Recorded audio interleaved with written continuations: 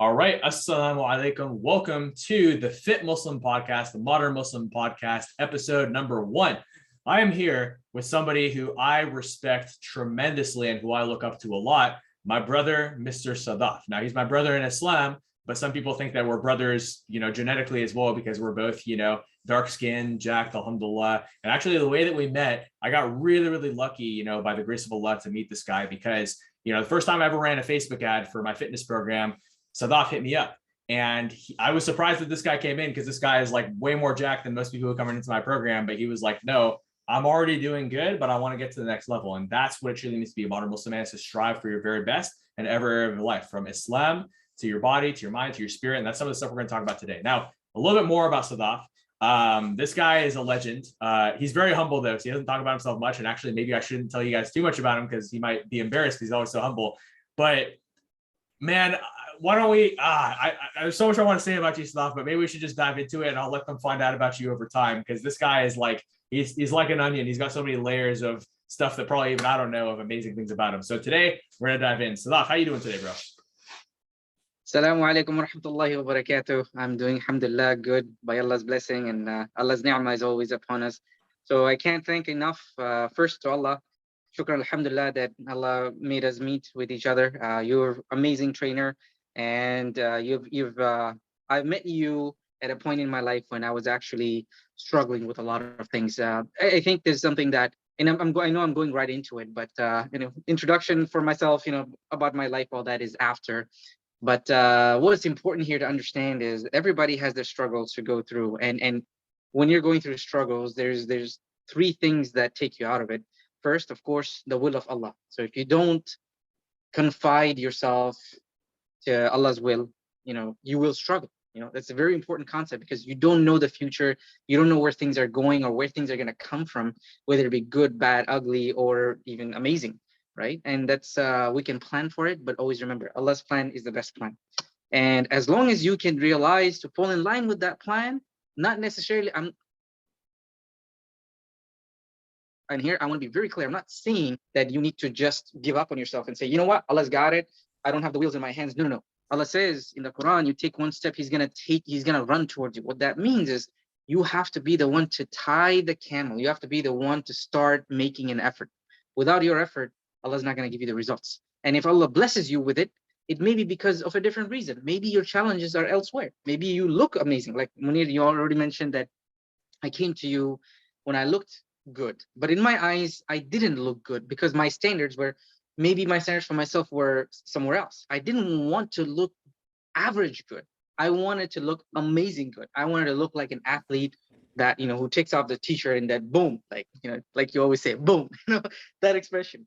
But as I run through different aspects of my life, as I grew and grew and grew, starting from the time we met to bodybuilding, to mindset, through career changes, I've realized that at the end of the day, there is a path that I'm planning on, and there's a path that Allah actually wants me to be on. That's why I say that it's very important first to thank Allah for anything that comes into your life, good, bad, and ugly, and then with your effort, fall in line with what Allah wants. That's very important to understand. That is the reason why it keeps me humbled, inshallah khair. And hopefully, don't want to do bragging about myself or anything, but hopefully I'm humble enough to accept that.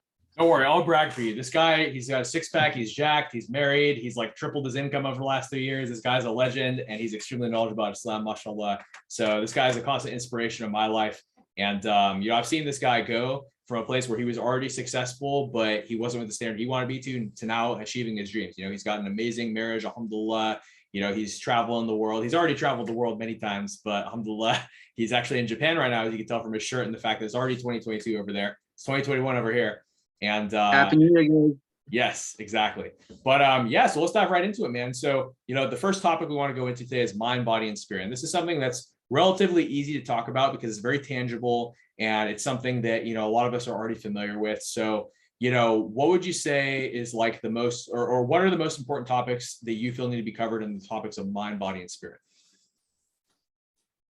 So let me start with the mindset. When it comes to your mind, it's very important to build your mindset. The proper mindset will guide your body to the structure that you want it to be in. Munir, are you there? Oh, you cut out for a second. When you do that, you have the proper mindset, you build the foundation. Now you can build your body on top of that foundation, laying that bricks down, right? Like a building. When you have the proper foundation, you have the proper structure, now you can put something beautiful in it. What is that? That is your soul, that is your spirit. However, your soul also needs to grow. So it's important to grow all three, like they all feed off of each other. So your mind will feed your body will feed your soul in turn feeds your mind. Positivity comes right back around, and it's a cycle. So that's the first thing to understand. Now, when it comes to mindset, there are actually five things that I want to talk about.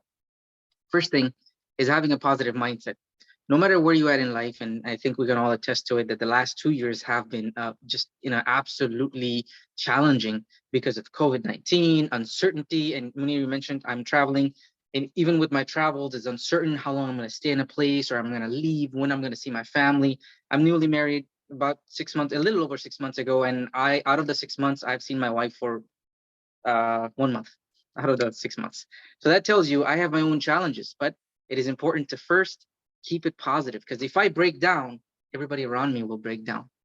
If I am challenged and I show it, I'm not saying that don't express yourself. No, express yourself, but know when to express yourself. Because if you start to break down, others are going to see that, and it's a what is that called? Snowball effect, right? You get the snowball effect, and it hurts them even worse.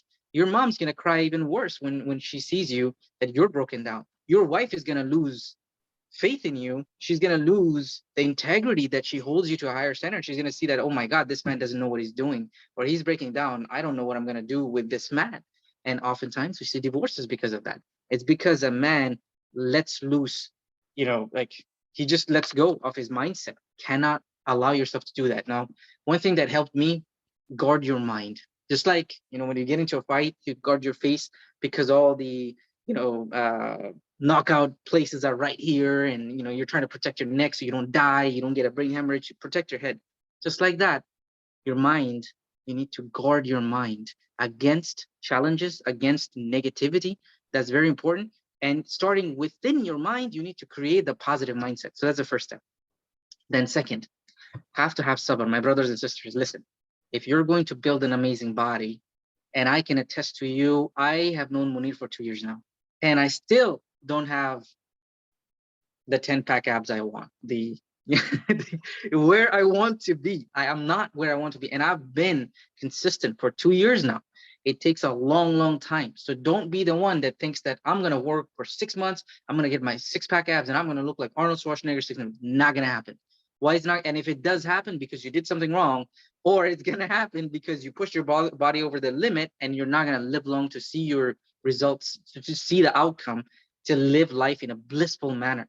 So don't be the one to lose patience with yourself. So very important concept. Don't lose patience with yourself. Don't lose patience with others. Have sabr. That's the second. Positive mindset, having sabr, having patience. And the third thing I want to talk about is a very important concept. Forgive yourself. Please, for once, forgive yourself. It's very easy to start thinking about, oh my God, I'm such a bad person. I hurt this and this person. I have cheated on this gal, or it's very easy to get caught up with the negativity. Even you have a positive mindset on the outside, if inside your mind you haven't forgiven yourself, and you're gonna lose it. At some point, it's gonna show. It's gonna show in low self-esteem. It's gonna show in low self-confidence. It's gonna show in you shying away from the society. Everybody has mistakes. You have to understand that. And even when you see people that are smiling and all upbeat and all this, know that they have their own challenges. They just learned how to cope with it. So forgive yourself. And remember, we always start with Bismillahi, Rahmanir, Rahim. What does that mean? That means the most gracious, the praise be to the most merciful and the most gracious. Why do we say Allah is the most gracious and the most merciful? Because even when we can't forgive each other, Allah can. So when you have done istighfar for something you've done, maybe you stole from someone, or you hurt someone, whatever be the case, We have many instances, and you can dive into the Quran, you can dive into the Sunnah, you can dive into the Hadith, and you can see many, many, many examples where people have turned away from the worst situations. People have killed people and still been forgiven by Allah subhanahu wa ta'ala. So it's very important to understand that if Allah is that merciful, who are you to question yourself and not forgive yourself? You have to be clear with yourself. Look at yourself in the mirror and say, you know what? I know I was wrong. I forgive myself. I need to move on.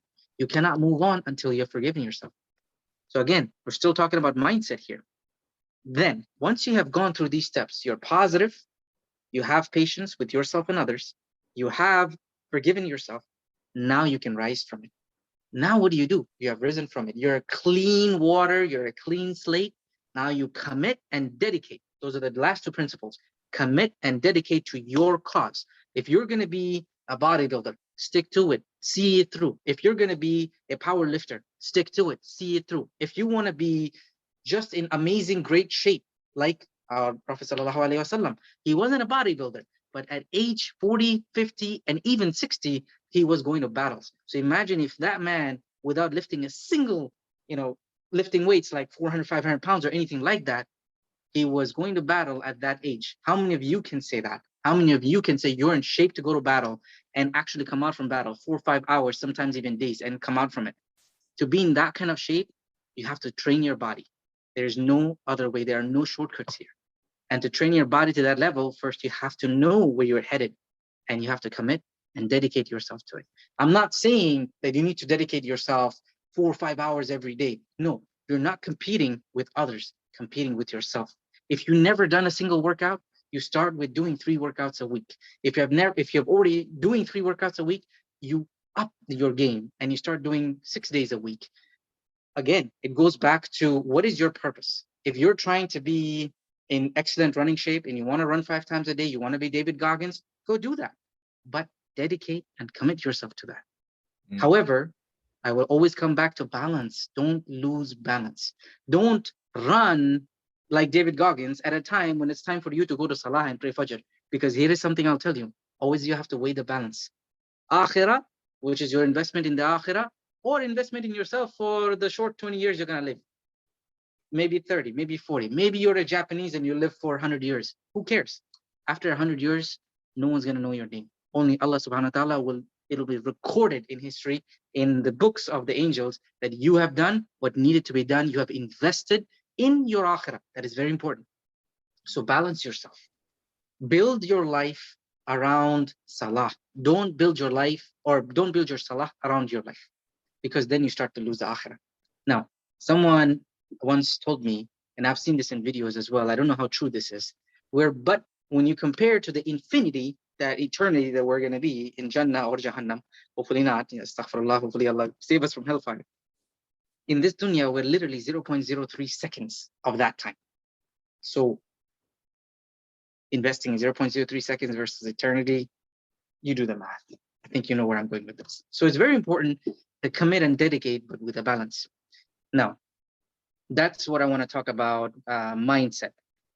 If you don't have any questions, Munir, about the mindset, or do you want me to roll through the mind, body, and spirit, and then come back to your questions? So I actually wanted to comment on that because, I really like what you said about, just sharing the example of, the Prophet sallallahu alaihi wasallam, where he was in good enough shape to go to battle at 40, 50, 60. And, when we think about the example set by the Prophet sallallahu alaihi wasallam, or when we think about the example set by a lot of figures in Islamic history or even in other histories who we look up to, these were men of discipline and these were men of character. And I think that's something really, really important in the virtuous character that we cultivate inside of our religion, is to be virtuous in all respects. And I think, a big thing is, like, yes, we got to be able to prioritize and balance both the dunya and the akhirah, but I think a lot of people are like too much on either end of the spectrum, right? Like you have some people who are like, oh yeah, nothing I do in this life matters, it's akhirah anyways, so I'm just going to not eat healthy and be a glutton and all that stuff. And maybe not the be a glutton part, because that's kind of un-Islamic, but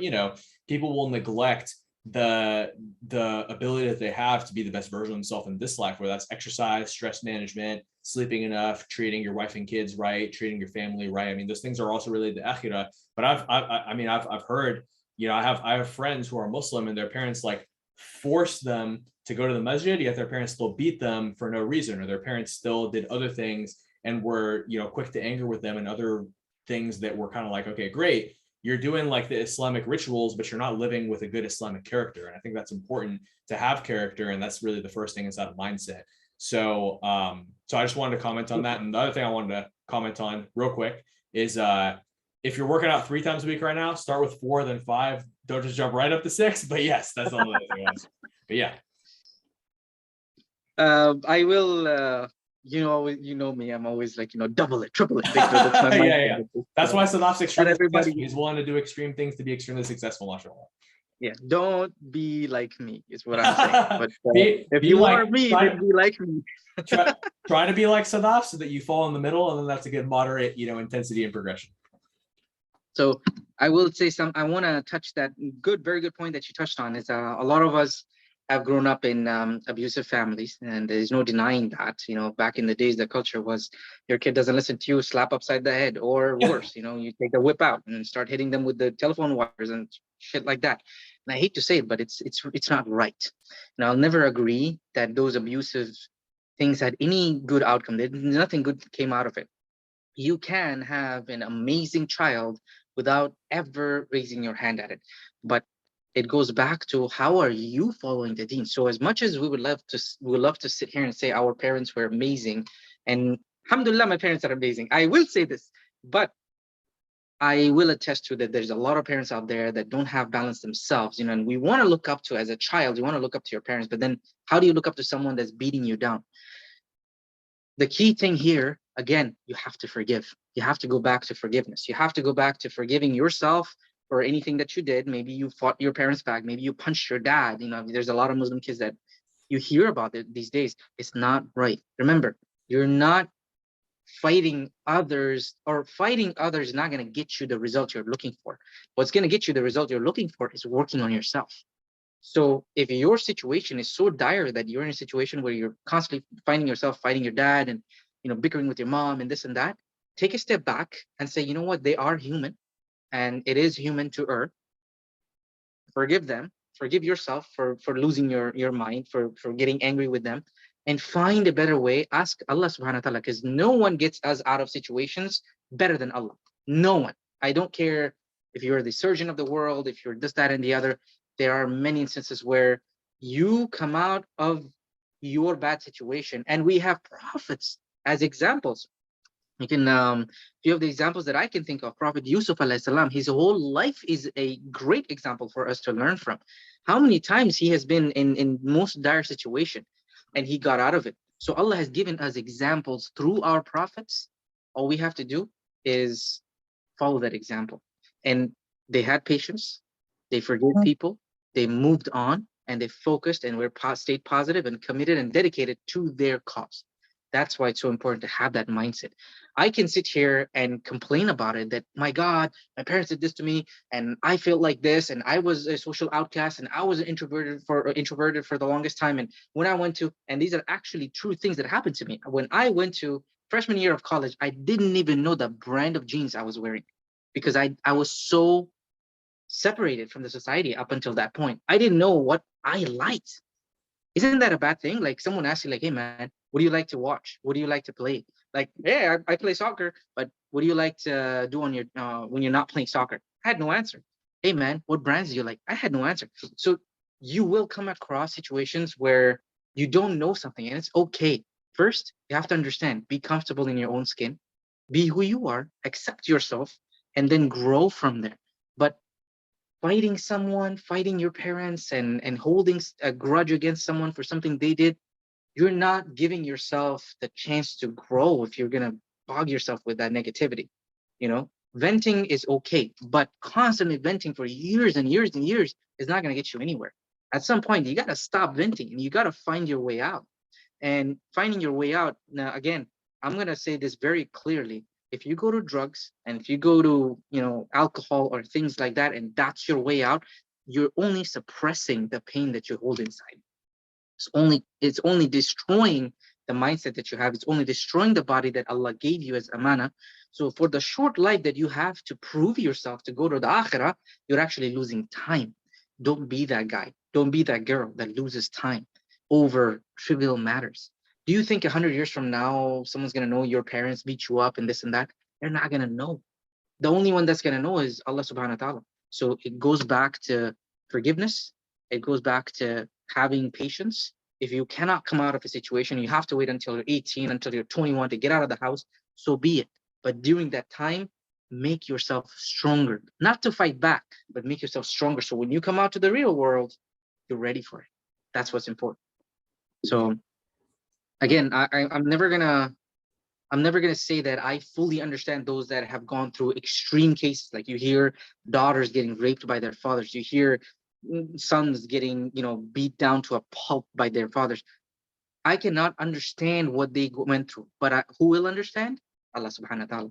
Always turn to Allah before you do anything else. Always commit and make that intention that you're going to make your life better. And before you know it, Allah is going to erase all these bad things right in front of your eyes. Because why? Allah's plan is always better. Allah never planned to put you in that situation, but it was a choice of that human being to put you in that situation. It was not Allah's choice. Allah knows what's going to happen. But remember, as much as you have a test in this life, so do they. So do your parents. They also have a test in life. So don't lose your test because someone else is cheating in their life. Does that make sense? Yeah. I hope that shed some light on how to overcome worse situations. It's just a skeletal that I gave, a skeletal system that I provided, but I think everybody can conceptualize it and be able to grow from it. So anything else you want to add to the mindset? No. So okay. I think one thing I want to add, I think based on the fact that you and I have a lot to say, we're probably going to get through mind, body, and spirit. So I think in future episodes, we'll cover the other stuff we wanted to cover today. But let's, because I know that, Sadaf's obviously very busy between his profession, between, his marriage, everything else he's got going on. So I want to be respectful of your time. So, I think we probably only have time for body and spirit today based on where we're at. Yes. But we have a lot of stuff to cover. So make sure that you guys subscribe for the next episode and turn on notifications because this is going to get really, really good. So let's dive into body.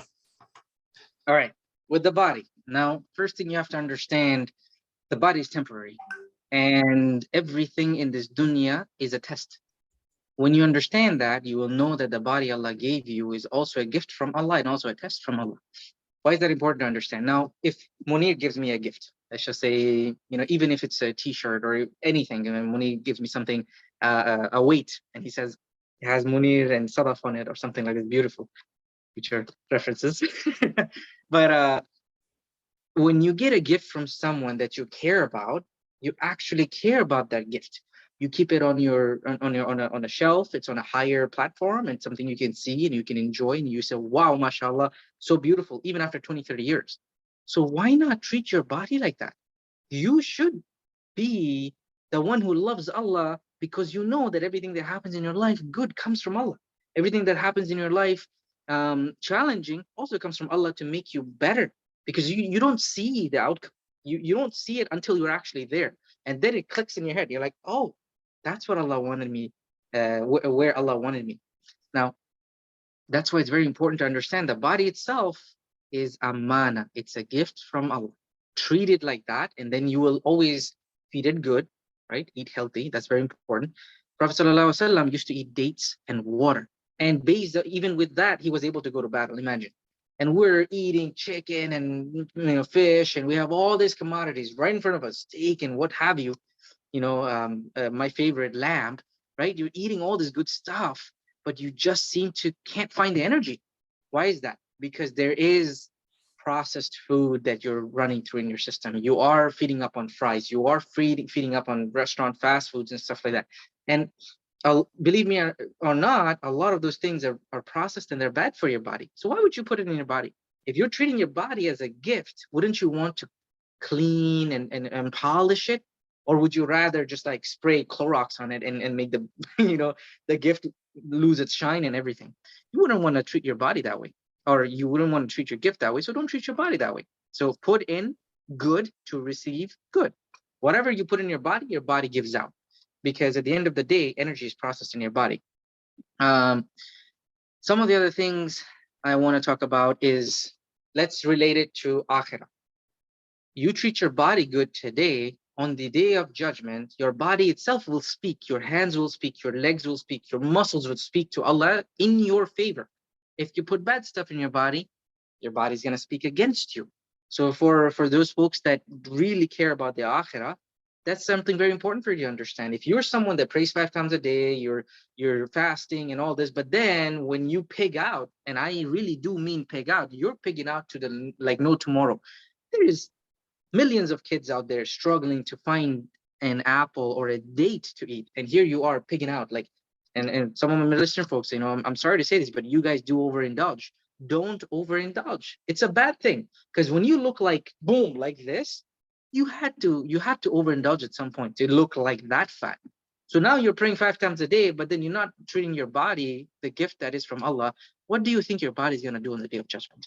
Your body's going to speak up against you, like, oh my God, you know, he completely destroyed me inside and out. Like, I had no room to even circulate blood or what have you. So don't be that guy. The other thing, your body relates to a lot of rights to people around you. Like, I'm a married person, right? So for my married folks, if you don't have a body that you can rely on, guess what? Your wife can't rely on you to satisfy her. I'm going to say it out blunt right out. If you're losing your breath and you're like, I can't do this anymore, guess what? And that is in bed. You haven't even ran 5 miles and you're struggling in bed. Who are you really not satisfying? Yourself or your wife? And that's when you find your wife, you know, leaving you, divorcing you, going with someone else. And I hate to say this, but nowadays it's more competitive than ever. More competitive than ever. So for my folks out there that are saying, oh, I want a beautiful looking woman. Well, if you want a beautiful looking woman, what are you doing looking like a... And I hate to say this, I know I'm gonna come straight out. Like, if you're gonna look like that, don't expect better from someone else if you don't better yourself. So first of all, change yourself. If you want to treat and you want to get a amazing looking woman that's a good Muslimah that deserves a good husband with an amazing body that can satisfy her needs, you're not the one if you're looking like fat and ugly. If that's a medical condition, I apologize to you. Sometimes it does happen. People have medical conditions, but don't blame it on medicine and stuff if you were the one who caused it in the first place. You're eating fast food every day. You're not working out. You're pigging out. You're sleeping at odd hours. You have no consistency in your life, but you want the most amazing Muslimah out there. Not gonna happen. She's may stay with you because, and a lot of you out there is gonna say, oh, but I have money. Money doesn't buy happiness. I'm sorry to say this. You can make as much money as you want, but if you truly, truly, truly want to make your woman happy, you need to be able to give them their rights. Your amazing looking physique, it is their right. They feel happy when they see that this man, this amazing looking guy in front of me, this is my husband. This is who, like, he's about to, you know, give me what I want, fulfill my needs, my desires. And I'm not shy to say this. Yes, women have desires. I'm not going to sit here and say that Muslims don't have desires. They do. They hold themselves with dignity and respect until they find the good man for themselves. And when that happens, who are you to look? So I hope I drove that home. Give your wife her haqq. And for you to give her her haqq, you need to change yourself, change your body, give it time, and you will see that it's going to just spread the love, like I said. Another concept, okay, so I talked about the wife. Let's talk about the mother. Your mother's going to get old one day. If you yourself can't get out of the couch that you're sitting on, how are you going to help your mother that's just fallen in the kitchen? How are you going to lift her up? How are you going to care about your mom or dad or your sister that needs your strength to protect them? How are you going to do that? If you look like, again, a fat, you know, XXX, whatever. You know, I think I've drove it home. And then let's talk about the community. Do you think your community always wants your money? No. Sometimes it's about building the masjid. Sometimes it's about going out there, helping the community. You were standing in the sun and you're sweating off and you're like, oh my God, this is so tiring. I'm just going to go home. What did you do for your community? Your community has haqq over you. Your parents have haqq over you. Your siblings, your relatives have haqq over you. Your wife has haqq over you. All these people have haqq over you. You yourself have haqq over you. With all these rights, how are you going to fulfill if your body is not in optimal position to do that? So take care of your body. I hope I drove it home. You're making me want to work out right now, man. Today was supposed to be a rest day, but now I'm like, And honestly, this is why you inspire me so much, bro, and why I'm so grateful that Allah has put you in my life, is that you're just a super inspirational individual and you live with integrity with yourself at the highest level. And like, maybe not everybody's going to agree with you, but what they can agree with is the fact that when you hold yourself to the highest standard, you're able to provide the best quality of service to those who have haq over you, to actually give them that service, whether it's your community. And also the example we want to set for, non-Muslims of what a Muslim man is. If the stereotype of us is that we're these grumpy, angry, tired, bickering, overweight, guys, then that's not the example that we want to be able to, give da'wah with. We want to be virtuous individuals who other people can look up to, not only for our own communities and our kids to look up to us instead of looking up to these pop culture figures who don't have your kids' best interests in mind, but we also want to show the communities what it means to be a Muslim man. That's part of why this movement is important to me, because I want to see some reform in our culture to prioritize health, not just for the purpose of Islam, but for the purpose of spreading da'wah of what it means to be a virtuous Muslim man inside of this world. But yeah, I love everything you said, man. See, this is why I brought you on, because you say this stuff even better than me, mashallah. Munir, my brother, you bring up a very good point. Is when it comes to, and I've talked about just our own culture, right? Like in our communities, our Islamic communities, but there is a world outside of our communities. When a non-Muslim looks at us, they're like, this guy, he doesn't drink, he doesn't smoke, he doesn't eat bad stuff, and he's caring about, look at him, it looks like, wow. And this is an ambassador of Islam that really, believe it or not, that's how they look at us. And we are the ambassador of Islam. Our age group, our old, our young, our middle-aged men, we are the ambassadors of Islam. And if we don't hold ourselves to a standard that is the standard of an ambassador, that can represent an idea, that can represent a religion, that can represent a lifestyle, then who are we to sit here and call ourselves Muslims? Being Muslim is, there's a quote I read the other day, and I hope I can elaborate on it. It says, you've met a Muslim when, or it goes something like this, like, when you meet a Muslim, you're safe from his hands, and it continues on from there. But what does that mean to us? Like, if a non-Muslim looks at that quote, the next time he meets a Muslim, he should feel safe. He or she should feel safe around them, not threatened, not like, oh my God, he's a Muslim. So let's break away from the stereotypes. And to do that, let's work on ourselves first. So I know that I'll be running out of time in probably 10 minutes. So let's dive into the soul. Perfect. Very important concept. You have to optimize your soul. You have to recharge your soul. How do you do that? So let's go back to the mind, right? You've done positive mindset. You've done, some people do meditation for that and do all sorts of things to help their mind, recalibrate their mind to a shifting in paradigm, right? To the positivity. With your body, you're feeding your body, you're eating good stuff, dates and what have you, good halal food. Then when it comes to your soul, you need to pray, you need to engage in ibadah. That's how you recharge your soul. So one thing that helped me over the years, I never used to be the guy that used to pray 5 times a day, or sometimes I would pray late and I would just mix prayers up and all this, and I'll be like, all right, I did my part. Like, no, that's not enough, because if your soul is still hungry, and how do you know that? Innately, you feel you're missing something.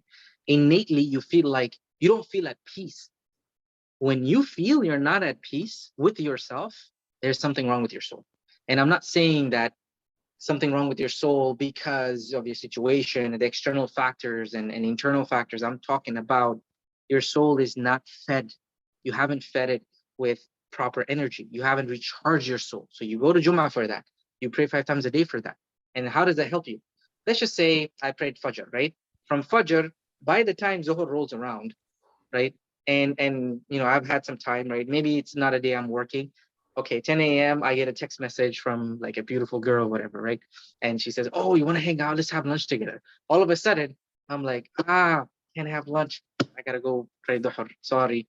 Maybe next time, inshallah. So it's, in a way, Allah protects you, but also another way you feel good about your soul. Like, oh my God, I think I did the right thing dodging that bullet. Because a month later, you hear about her messing up some other Muslim guy's life completely, like throwing him on blast on social media and whatnot. But you saved yourself because you protected yourself. Not intentionally, but you just intended to go pray. And you intended to stay in ibadah. So that happens. Maybe That's just one of the many examples I can give, right? And we're talking to multiple different facets of men here, right? From 18 all the way until 60, hopefully, or further. So I want to touch base on the middle-aged men, right? Maybe you didn't go to Jummah, and here you are, you're working away, you're working your life away. And by the time 2 or 3 rolls around, you're like, shit, I hate this job. I'm stuck here for no reason. Like, forget this and this and that. You're angry because innately your soul's not fed. Like you had that lunch, you're groggy, you're tired, like, oh my God, like I'm so tired, like screw this. Why do you feel that way? You feel that way because you didn't give yourself some time to break away from it. This dunya is not meant for you to be like on the go, go, go, go, go all the time. It's meant for you to prioritize and balance it. That's the test. So as long as we understand that, and we know that, hey, you know what, guys, like even with my job, and I'm a leader in my job, I lead hundreds of men and women out there. I tell them one thing. I said, look, you have your Sundays, I have my Fridays. Fridays, do not hold any meetings after 11 until 2 p.m. You're not gonna find me because I'm gonna be doing my spiritual stuff. And after 2 p.m., I'll come back. I'll stay late, and if need be. So there are ways you can work around it. We live, and alhamdulillah, we live in America. It's a place where you have rights. You're not going to get fired for asking your religious rights. Don't be afraid for that. Because when you undermine yourself, you undermine the thousands of Muslims that are standing to the left and right of you that also are deserving of their own rights to pray, to do Jum'ah, right? And it all ties back to how you treat your soul. I wrote this down. It said, soul is energy. You can feed it as much as you want, as much as you want. You can enrich it, but you can also destroy it and lose the energy. Because it is energy, it's going to build you up even more if you feed it. But when you don't feed it, it's going to lose the energy. It's going to go somewhere else. That's when you start losing your mind and think about all different things that don't matter. And again, I talked about haqq. Give your soul its haqq. Give it a chance to see Jannah. If you're sitting here and you're saying like, oh, I gotta work and I got family and I don't have time for this and that and the other, and you don't have time to pray and you don't have time to go to Jummah and all this, where are you giving your soul a chance to see Jannah? Jannah is the most beautiful thing, the most beautiful place in the universe. I don't even think the universe is gonna exist. I don't think any of this beauty compares to what is in Jannah. And as a Muslim, when you understand that, why are you not giving your soul a chance to see it? Why would you rather choose Jahannam? Intellectually, it doesn't make sense to me. Does it make sense to you, Munir? Like, would you sit here and say, I'd rather choose Jahannam than Jannah? And you're only going to be here for 0.03 seconds versus eternity.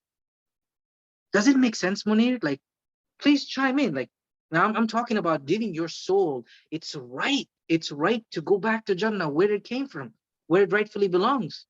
But then you're taking that away by, investing in things that don't matter. So, yeah, so that's what I have for optimizing your soul. You have to engage in ibadah, try to read Quran, maybe even one sentence, and try to understand what that means and relate it to your life.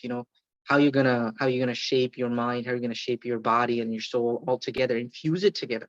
And all of a sudden, you'll start to see that people around you are being vulnerable because you are vulnerable. People around you are coming out with positivity because you are positive. People around you are going to embrace Islam because you have embraced Islam. So if we are fighting our Lord, our Allah, who is here to protect us? Who? I mean, we know nowadays, and I'm not even going to go into political realm, but I mean, thousands of people are suffering out there. Who's protecting them? Allah is protecting them. No one else. You can turn to idols and this and that and, magic and what have you, like Illuminati. Okay, big deal. They didn't exist, 1,000 years ago, and they're not going to exist another 1,000 years from now. Maybe the dunya will not exist after 1,000 years from now. What's going to happen to all that? It's going to go away. But the soul will not go away. The soul leaves our body, will go, and it'll be judged for what it did. And then it's going to either go to Jannah or Jahannam. I'd rather go to Jannah than Jahannam. Believe me, I can't even touch the stove and put my hand for more than 5 minutes. Forget eternity. I'm not going to do that mistake. Intellectual mind will understand that. So feed your soul, feed your body, and keep your mind, guard your mind. That's the message I have for you guys. 100%. I think that's a powerful thing to remember too. And like the barakah in this is like, I wanted to record this podcast with you to inspire other people, but I'm leaving this podcast inspired, mashallah. And I think like, it's interesting because whenever one neglects body, mind, or spirit, you're going to feel like something's missing. And I think spirit, because it's so intangible, is something that a lot of us, when we feel like something's missing, we don't realize that that's the reason why we're missing that thing. But same with body, same with mind. Like if we're not taking care of our mental health, which ties in strongly with spiritual health, I actually put them in the same category because they're kind of one and the same, very intertwined. But then, everything's intertwined with everything because then that comes into your body as well. It's so important to take care of all those things so that you can be the most complete and the best Muslim man that you can be. So that's why I want to bring you on here, because you live in integrity with all those principles. And I've seen you struggle, like you just talked about, with like different areas of your life, and you've always been committed to bettering yourself. And I think that's another important thing to remember is you might look at us and like, if you're looking at us and looking up to us, you don't have to, because we've been through the same struggles that you've been through. No matter what struggle you're having, whether it's being overweight and having a belly, both of us have struggled with that. Whether it's being skinny and not having enough muscle, both of us have struggled with that. Whether it's not being in integrity with yourself within your deen, that's something that both of us have struggled with. And whether it's, loneliness and frustration or alienation or heartbreak, these are things that both of us have dealt with as well. And I think it's so important that you understand that in a culture where a lot of us are not comfortable talking about these things, it's okay to have an environment where we can talk about those things, which is what I want to cultivate inside of, our group here. And ultimately the message and the service that I want to be able to provide to the world. So Alhamdulillah, man, it's been a blessing to have you on here. Alhamdulillah. And I do want to add something. I know I should have started with this when we started the podcast. I'm not a sheikh, so I want to be very clear about that. I'm not a sheikh. And I may not know, I didn't go to an Islamic school. I'm not a scholar, right?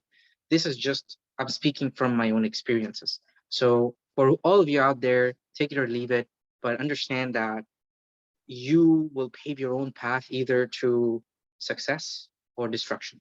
It's your choice. It's not my choice. It's just like dawah, right? I'm here to tell you, give you the information, but then you get to make that decision. I don't get to judge. I don't get to be the one that says, hey, what you're doing, you're just going to take you straight to Jahannam. Maybe you did something else that's going to take you to Jannah. I don't know. But at the end of the day, it is my duty. It is every Muslim's duty as ambassadors of Islam to pass on the knowledge and to give information where it's due. And I have to give it to Munir. Munir, you're doing an amazing thing for all the Muslim community out there, because there is a lot of men and women in Islam, our brothers and sisters, they're struggling with their bodies, with their mindset, and this affects their soul. They're losing their ibadah because they can't focus, they don't have the energy, and it's a cycle that, like you said, if one of them is missing, you feel it, and it draws away from the other two. So finding that balance is very important. Jazakallah khair. Well, brother, I appreciate your time, and I'm excited for the next one, inshallah. So for anybody watching this, make sure to drop us a comment, let us know. And also another thing is, if you have feedback for either of us and maybe something that we said that you disagree with on an Islamic level or on your own experience level, we're also open to that feedback too. And I think as Muslims, it's important to stand for what you believe in, but also be open-minded. So just like how we're sharing things with you that we'd like you to be open-minded to be happier and better inside of your life, both in the dunya and akhirah. Likewise, we're open-minded to hear feedback from you. Was there something you didn't understand that you'd like us to explain in greater detail? Was there something that we said that was maybe inaccurate from an Islamic or a scientific perspective? Let's spark some debate in the comments. I'd love to get a good, friendly, and well-intentioned discussion inside of the comments for the benefit of all of us, because, as Muslims, we always got to seek the truth. And that's actually one of the topics we're going to cover in a future podcast, inshallah, is the truth, and how, it's hard to accept the truth and not change it to suit your needs or society's needs, in the wise words of Sadaf, which I highly agree with. So that's another thing we're going to talk about as well. But for today, that is it. So thank you so much. Like, comment, subscribe, drop a comment, and inshallah, we'll see you in future podcasts.